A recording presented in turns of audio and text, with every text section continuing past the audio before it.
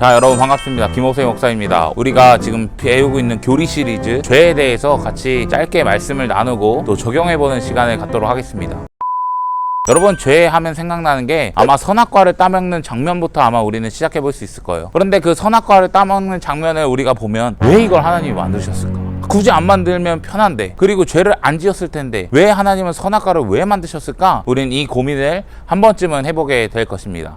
안녕 기독교라는 이 책의 저자가 우리의 언어로 너무나 쉽게 풀어 써 놓았습니다. 그것을 간단하게 한번 이야기해 보려고 하는데, 이 전도사님이 교회학교 사역을 하면서 아이들을 이제 집에 초청했어요. 근데 아이들이 집에 초청하니까 마음껏 막 집에서 놀 거 아니에요? 그런데 이 전도사님이 나가게 되는 일이 생기는 것입니다. 그래서 애들아, 너네 마음껏 놀아도 좋아, 너네 다 해도 좋아, 그런데 저 냉장고만 건드리지 마, 냉장고 안을 지켜다오, 이렇게 이야기했던 거예요. 그러니까 전도사님이 나가고 애들은 완전 막 미친 듯이 놀았겠죠? 그런데 그 냉장고를 보고 그 아이들이 생각했다는 거예요. 아, 여기는 우리 집이 아니야. 아, 여기는 내 마음대로 다 할 수 있지만 하나 할 수 없어. 저 냉장고는 건드리면 안 돼. 아, 여기는 전도사님네 집이야 라는 것을 인식하고 생각했다라고 하는 거예요. 여러분, 사실 선악과의 의미는 이것과 같아요. 이 선악과를 보면서 뭘 생각했어야 되냐면, 나는 피조물이고 대리자고 나는 왕이 아니라는 사실을 깨달았었어야 하는 거예요. 선악과는 죄를 짓게 만드는 도구가 아니라 은혜의 방편이라고 하는 거예요. 그런데 뱀이 찾아오고 꼬드기고 결국엔 어떻게 되죠? 선악과를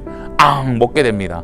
결국 이 선악과를 먹게 되니까 어떻게 해요? 죄가 들어온다라고 하는 거죠. 그럼 우리가 선악과를 먹었다는 것을 불순종했다고 이야기해요. 그런데 그건 단순히 불순종에 대한 이야기가 아니에요. 여러분, 선악을 판별하고 그 하나님의 자리에 결국 자기가 올라가려고 하는 것은 내가 왕이 되겠다고, 내 인생을 내 스스로 살아가겠다고, 하나님 이제 왕이 아니라 이제는 하나님 없이 내 마음대로 선악을 분별하면서 살아가겠습니다라고 하는 이 하나님의 왕권에 대한 도전이라고 하는 거예요. 너무나 심각한 죄라고 하는 것이죠. 선악과로 말미암아 죄가 우리 가운데 들어와서 우리 마음대로 살아가려고 하는 모습, 내 의와 내 생각과 내 기준대로 살아가려고 했던 우리의 모습들이 너무나 많이 나타난다고 하는 것입니다. 이 선악과를 통해 그 은혜의 방편을 통해 은혜를 경험하지 못하고 결국 범죄를 저질렀기 때문이라는 것을 여러분 꼭 기억했으면 좋겠습니다. 혹시 내가 내 인생의 주인 되고 있었던 나의 부분들, 그리고 내가 내 인생의 왕 노릇하려고 있던 그 부분들을 다시 한번 하나님께 내려놓고 그 자리를 다시 한번 하나님께 온전히 맡겨드려서 왕이신 하나님을 내 삶의 주인으로, 왕으로, 주인공으로 인정할 수 있는 우리 여러분들 되셨으면 좋겠습니다. 선악과를 먹고 이 타락한 인간, 이 아담으로 말미암아 그래서 모든 사람은 죄인이 되었다는 거예요. 그래서 우리가 저번에 이야기했던 하나님의 형상이라는 것이 다 파괴됐고 이제는 죄를 짓는 연약한 인간의 모습이 되었다라고 하는 거예요. 그리고 그 아담의 그 죄가 오늘날까지 모든 사람을 괴롭히고 있다는 사실입니다. 바울은 로마서에서 이런 말씀을 하고 있습니다. 그러므로 한 사람으로 말미암아 죄가 세상에 들어오고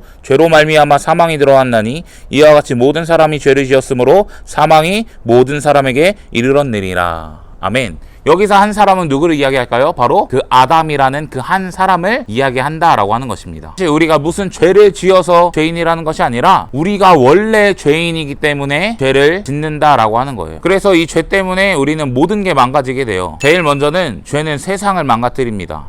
원래는 이렇게 적당히 노력하면 이 먹고 살 수 있었는데 이제는 땅의 모든 것들이 엉겅퀴를 내고 막 이러면서 이 결실을 맺기가 어려워졌다라고 하는 거예요. 그만큼 고생해야 된다라는 것을 이야기하고 있습니다. 그리고 우리에게는 죽음이 찾아오게 된다라고 하는 거죠. 우리가 흙으로 다시 먼지로 돌아가게 된다라고 하는 거예요. 두 번째, 죄는 여러분들을 망가뜨린다라고 하는 거예요. 그래서 저번 주에도 이야기했듯이 내가 왕이 되고 내가 주인이 되는 모습으로 이 세상을 살아가려고 한다라는 것입니다. 그리고 새로운 왕을 찾게 돼요. 하나님이 진정한 왕이어야 되는데 내가 왕이 되거나 아니면 여러분 게임이 왕이 되고 공부가 왕이 되고 아니면 나의 욕구를 채워줄 수 있는 무언가가 왕을 되는 모습들이 있다라고 하는 거죠. 또한 우리의 머리와 우리의 생각도 막 지배해서 우리의 좋은 머리를 악한 데 이용하거나 아니면 안 좋은 데 활용하는 그런 모습도 우리의 삶에는 나타날 수 있게 된다라는 것입니다. 더 나아가 죄는 다른 사람과의 관계도 망가뜨린다는 거예요. 너와 나의 관계, 우리 이웃과의 관계 망가뜨립니다. 세 번째, 죄는 우리와 하나님과의 관계를 망가뜨립니다. 그래서 우리는 하나님과 사귐을 누리고 하나님과 교제하고 하나님을 예배하면서 기쁨으로 살아가는데 이제는 모든 기쁨을 잃어가고 하나님과 관계 맺을 수 없고 하나님이 우리에게 어디 있냐고 물어보셨을 때 숨어버리는, 하나님 앞에 나아가지 못하는 모습들이 있다는 거예요. 죄 때문에 이제는 하나님과 가로막힌